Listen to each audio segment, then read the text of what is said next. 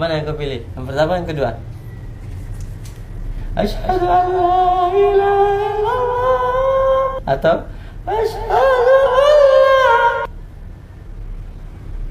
ilaha illallah.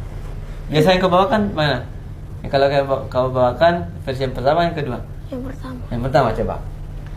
Asyhadu an la ilaha. Asyhadu an la. Perjelas. Asyhadu an la. Asyhadu an la ilaha illallah.